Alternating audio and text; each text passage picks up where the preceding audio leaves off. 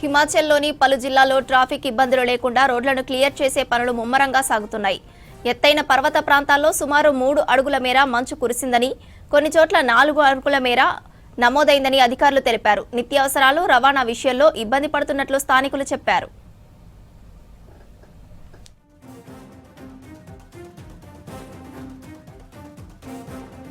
और वो भी रात से खड़ी है, रात के फंसे हुए हैं यहाँ पर, और रोड का काम चला हो जाएगा शायद 1.5-2 घंटे में क्लियर।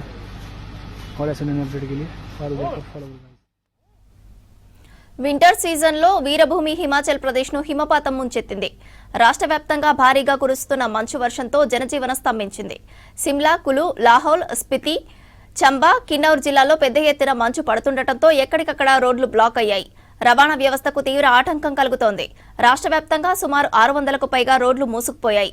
అటు రోడ్లపై పేరుకుపోయిన మంచును తొలగించి రాకపోకలను పునరుద్ధరించేందుకు అధికార యంత్రాంగం యుద్ధ ప్రాతిపదికన చర్యలు చేపట్టింది. హిమాచల్లోని పలు జిల్లాల్లో ట్రాఫిక్ ఇబ్బందులు లేకుండా రోడ్లను క్లియర్ చేసే పనులు ముమ్మరంగా సాగుతున్నాయి.